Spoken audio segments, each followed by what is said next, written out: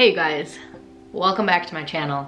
It's Rebecca, and today I'm coming at you with a video that has been highly requested, a question I get literally all the time, and I've been kind of hesitant about posting it and talking about this, but I'm gonna do it and let me tell you why. In this video, I'm gonna discuss how I have lost weight from following intuitive eating.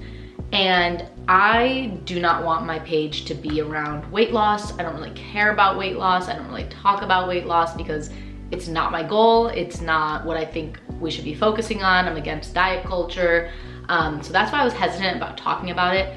But however, I want to talk about it because I want to show that you can lose weight and you can have the body that you want without dieting and with following intuitive eating, because that's what happened to me, and I'll show you what I did. And I want to emphasize in this video that this is just my experience. Not saying this is necessarily going to happen to you. This is just my personal experience, and remember that every body is so different. So what has worked for me may have not worked for you, and vice versa. This is just me sharing a perspective that I went through in my story. So keep that in mind. Just a quick disclaimer. Another quick disclaimer, we are gonna be kind of mentioning anything around restriction, binging at all, relationship with food. If any of those things trigger you, please feel free to close out this video. Okay, let's just jump right into it, shall we? What my story is, how I went from looking like this picture about, I don't know, 4 or 5 years ago to how I look now today, and all the stuff that went behind it and that went into it, that is also just way more than the physical. So if you've listened to my podcast episode on my health journey, or I have a YouTube video that really describes, I go in depth about my health journey as well, you would know that I went from not having a so great relationship with food, focusing on diets, diet culture, counting calories, tracking macros, all that stuff, to then now I've shifted completely towards intuitive eating, following a balanced, healthy lifestyle, no restriction, eating what my body wants, what feels good, honoring my cravings, all that good stuff. Also not pushing myself at the gym as much as I used to. Like, I would go to the gym for like an hour or two a day, every single day. And then now I kind of just follow more intuitive movement also. The quick gist of it. But I want to talk about how much my body has changed through that switch. And I actually do want to talk about this because I get asked all the time, like, I'm scared to listen to my body and I'm scared to follow intuitive eating because I'm afraid I'm going to lose control and then I'm going to gain a bunch of weight and all of these negative things are going to happen to me. And for me, it was actually quite the exact opposite. And like I said, every story is going to be different, but this is just my perspective. And the second I kind of let go of the control, the need for control over food, stressing about everything I ate, tracking everything, restricting, my body has changed long term, way much for the better. And that's another thing I want to emphasize, is that everything I'm talking about is long term. So I didn't just like magically change my body in a week. I didn't magically heal my relationship with food in a week. My point is that the weight fluctuations definitely happened in the beginning of my journey. So all of this is long term. Don't forget that, like, I didn't go from looking like one way or another fast. Like, this has been a long term process, like years in the making. So I just wanted to emphasize that. But however, let me get into the details a little bit, like, of how it was actually the exact opposite for me. So even though I lost, I would say, a bunch of weight in the beginning of my health journey, when I first started getting into fitness and tracking my macros and limiting calories, like, it worked in the short term. So I will say, like, I was very like shredded in the short term.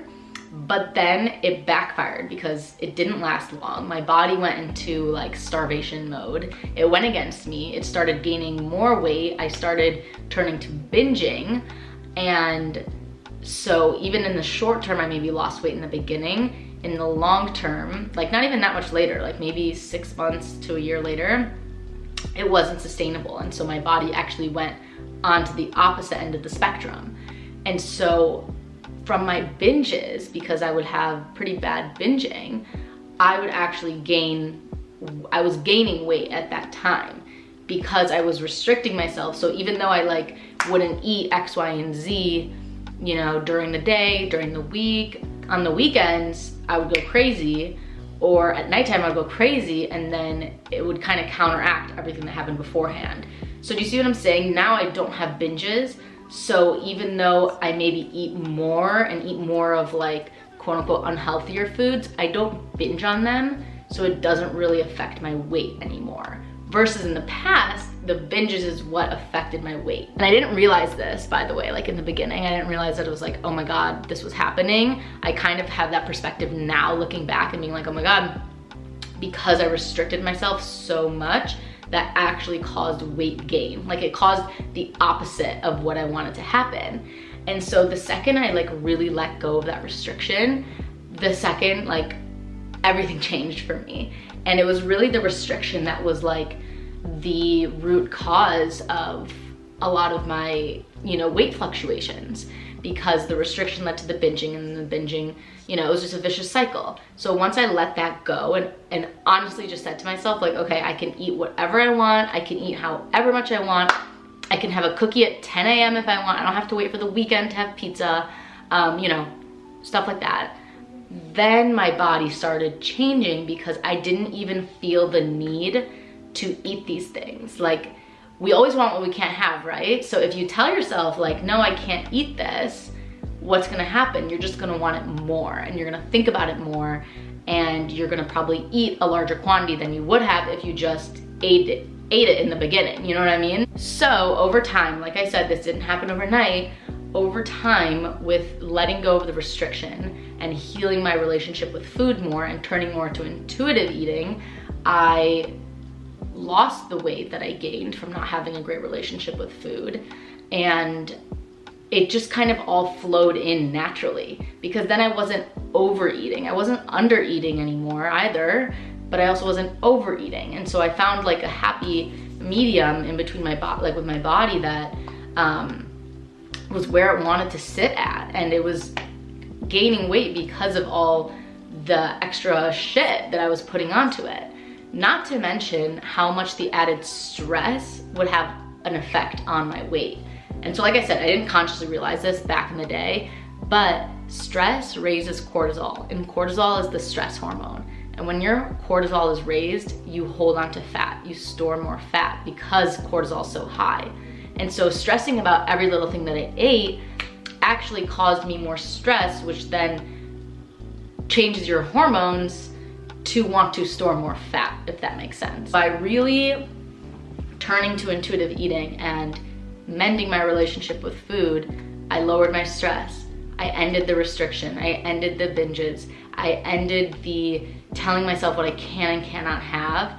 And just by doing this mental shift, like, everything changed for me. And I want to emphasize that it's like, it's not about the food. It's not about the food. It's not about the physical. It's really not. It's about the mental shifts. Once I committed to making the mindset shift behind all of it, that's when I really saw the physical changes, and the physical appearance more that I wanted was because I wasn't at war with myself.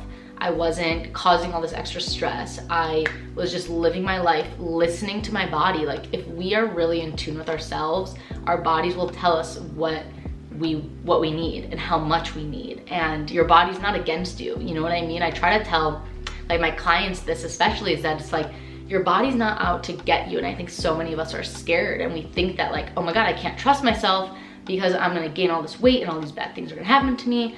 But it's just, it's not the case. Like, your body's not against you. So it really was and stemmed from the mindset shift. And if I didn't do that first, if I didn't change the mindset and the mental component behind my relationship with food and the way I viewed myself, and, you know, focusing more on self-love too, and acceptance of my body no matter what happened, instead of hating my body, coming from a place of like such negativity, like hatred and, you know, pressure and stuff like that. If I didn't do all of that, then nothing else would have really changed or helped. What I mean by that is that it's like, that stuff needs to come first. The mental component needs to come first, and then you can start to implement other things to help, like weight loss, for example, such as exercise, going for walks, eating more whole nutritious foods, stuff like that. But if you don't do that mental stuff first, all the other shit, like, it's not gonna help, is what I'm trying to say. And I had it backwards. I thought that, you know, if I cut calories and I work out a lot and I do all of the diet culture stuff and, you know, try a different diet, and I thought if I did all of that, then I would be happy and I would get what the physical appearance that, like, I was striving for, even though nothing was ever good enough. But that just wasn't the case. It's not the case. And that's something I really want to emphasize, is that none of that's going to help you unless you change the mindset shift first. And I really attribute healing my relationship with food a lot to the weight loss and to the change in my appearance, and overall just looking happier and healthier and more comfortable in my body. And I really think that stemmed from the mindset. Now, with that said, I do know some of you guys are gonna come back to me and being like, Rebecca, like, okay, that's great, you know, the mindset shift stuff, but like, what's some other things I can do? How can I practically, you know, lose weight while doing intuitive eating, while, you know, having a good relationship with food? So I want to give you guys some more practical stuff that you can take with you, even though the mindset stuff is like the most important. So I'll get into some tips now on things you can do if you are trying to lose weight, which there's no shame in it, by the way. I don't think it's an either or. You can love yourself and accept yourself and have a good relationship with food and still want to work on yourself and work on your physical appearance. There's no shame. Some practical tips. First and foremost, I think that these are just tips that help me, by the way, that eating a more whole foods predominantly, like a predominant whole foods diet, helped me a lot too. And I think that's what helps me maintain my weight now.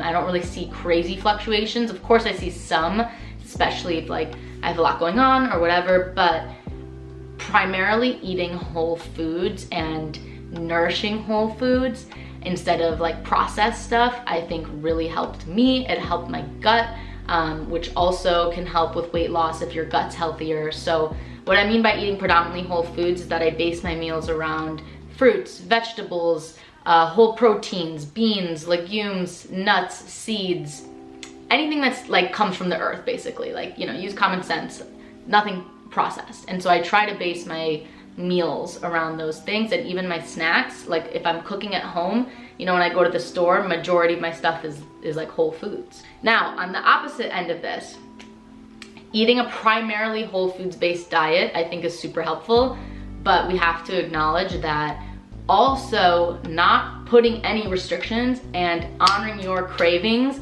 is just as important. Like, actually just as important, because if I didn't do that, I would crave those foods times 100. But now when I crave a cookie or I crave pizza or whatever it is, I just eat it and then I move on back to what I normally eat. Second thing, and that is movement. Movement, you guys know, is coming for this. When I say movement, I don't mean crazy things. I don't mean you need to go to the gym every day for 2 hours. I will say the second I stopped working out as much, my body looked better. Yeah, overworking yourself can actually do more damage than harm. And I also think it's important to find workouts that work for your body. And I spent a lot of years doing really high intensity workouts like Orange Theory and stuff like that, and it didn't work for me. I thought I had to do it, but then once I switched over to more like low impact stuff like Pilates, yoga, walking, you know, still some strength training, but not HIIT, my body looked way better. And so I just want to show you guys that, like, be mindful of like what workouts you're doing and the way it affects your body and how much, because it can be different for everyone. But movement is obviously important, so find what works for you. And movement can literally just be walking too. I think walking helps with weight loss so much, like so much, so don't underestimate that. Okay, a few other practical tips. Make sure you're getting enough sleep. Sleep is really important for weight loss as well. Enough said. Drinking enough water, very important also. Managing stress, making sure your hormones are healthy, especially as women. If our hormones are out of whack or out of balance, it's gonna be harder for us to lose weight too. So making sure your hormones are good, you're nourishing your hormones, limiting the stress, because like I said, cortisol isn't great for that. And honestly, overall, just like showing yourself more self-love. I truly believe that if you're showing yourself more self-love and self-acceptance of your body and coming from a place of like positivity instead of negativity, instead of like putting yourself down and coming from a place of like, oh, I hate my body, I hate my body. I truly believe that makes the world of a difference. Coming from a place of love, because if you're coming from a place of like, I hate my body, you're never gonna be happy. Like you're always gonna be wanting more and more and more, the next 5 pounds, the next 5 pounds. I think that like deciding to yourself today that you're gonna be happy no matter what, and you're doing these things because you love yourself, you will see results faster just from making that simple shift in your mindset as well. So don't underestimate that. And I know there's probably gonna be like a million other tips that, you know, diet culture and people talk about when it comes to weight loss, but like I said, that's not the focus of my channel, of my page, my mission. I really think weight loss is kind of simple as well. Like, you know, these tips are what I would do if I were trying to lose weight, which I'm not. And I really emphasize the mindset behind it. And I don't think enough people talk about it. So I'm gonna kind of leave it at that.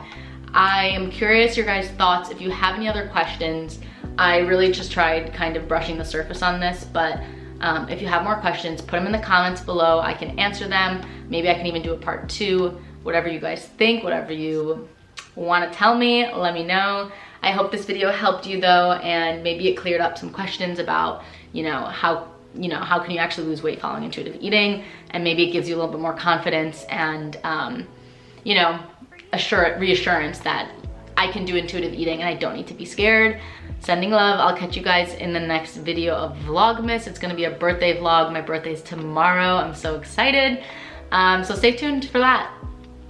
Love you guys.